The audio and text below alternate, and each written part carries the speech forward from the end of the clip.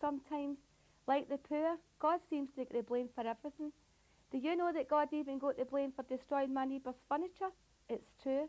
Her flat was flooded when the attic tank burst, but her landlord refused to compensate her because he said it wasn't his fault, it was an act of God. Well, at least they didn't blame her that time like they did for causing the fungus. But it never really dawned on me just how much the people in these working class schemes had in common with God until I brought the news to my son that I intended appearing on this programme. Oh my, he said, you can't do that. I'll get slagged to death at school and people will accuse Mama of being a Bible basher. Well, since I joined the anti-dampness campaign, I've been called many a thing, but never that. But my son enabled me to see that God suffered for the same bad reputation as these schemes, and no wonder with some of the stories that have been told about us. Well, I'm not going to start praising God up to the high heavens this week either, because that's something else the people in these schemes have in common with God. Like God, countless numbers of people who you never hear about work day and night in these communities, try to make our world a better place. And like God, we don't hunger or thirst for praise. The only thing we want is justice, and I hope you will join me this week to see that justice is done to God and the people in these schemes.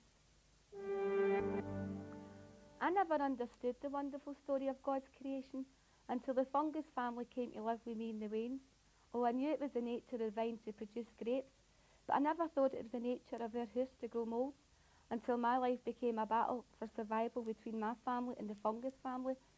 No matter how hard I tried, I could neither keep the doctor at bay nor the moulds which destroyed everything they came in contact with. Mind you, having a wee garden inside your home has its moments. Well, you never run out of mushrooms, and being a hopeless cook, I don't need to worry about making chilli because it's chilli in our house every night.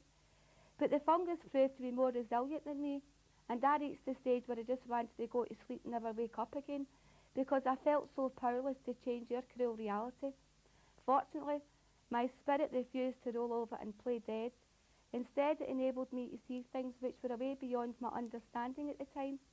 I did understand, however, that it wasn't poor people who were to blame for the dampness, but poor housing that was making the people poor. The spirit of my community also refused to die, and last year saw the completion of the first ever tenant-led solar housing energy conservation project. The families who live in these houses are a lot happier and healthier and can now grow fruit instead of fungus. There is so much doom and gloom in our lives that it's getting to the stage that you have to stretch your imagination to appreciate the good news. Well, the last time I stretched mine, I nearly killed myself in the process, but I was only a child at the time, and one day I sat at the top of a steep hill on my three-wheeler bike, and I thought, if I could cycle down this hill fast enough, I could take off. Well, I did, but my bike didn't, and instead of becoming a pilot, I nearly ended up a mummy when I landed head first in the middle of a busy road. People seemed to appear from nowhere to attend to my cuts and bruises, but no one had a puncture outfit big enough to mend my deflated imagination. It was my own son who managed to repair it after he started school. He came running out the gates one day, bursting with excitement, and it was obvious that he just made another discovery. "Mama," he said, "I know who God is." "Oh, so who is God?" I asked.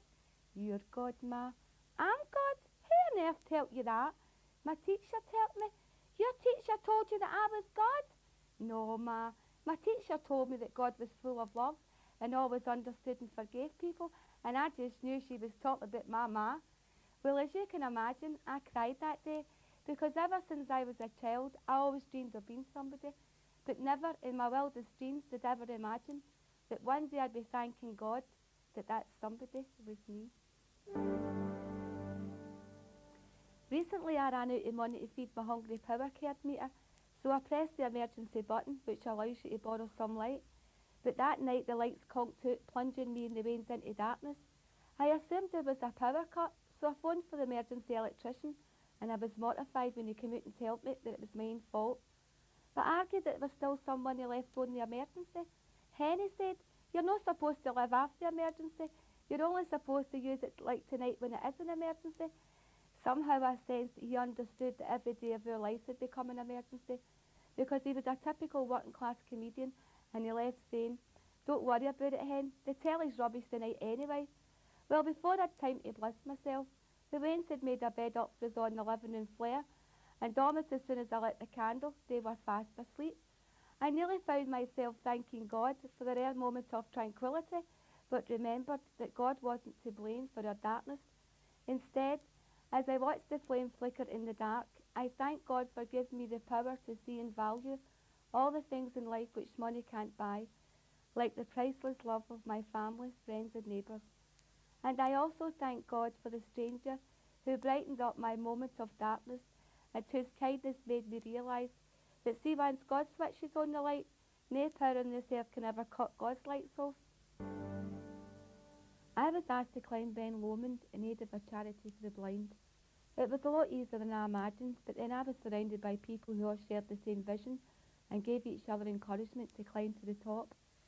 It was coming down to the top that I found the hardest. It was so steep that I had to run and lost count of the number of times I fell, but it was great fun and I'll never forget the cheers from the crowd when I finally reached the bottom.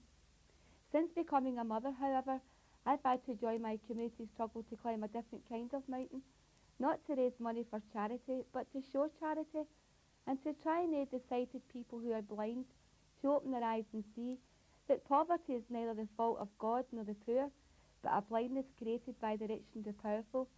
I must admit, it hasn't been as much fun as climbing Ben Lomond, but people who have been climbing with me have exercised so much faith in each other that already I've seen the mountain starting to crack. I only hope that it cracks up before me. But our struggle has taught me that the greatest charity of all is the love exercised by human kindness, and which is the very heartbeat of our creation, and that faith is not a belief or an opinion, but a tremendous power that drives the soul into action, and that hope is not an expectation, but a vision of the spirit which burns the brightest when our sky is blackest.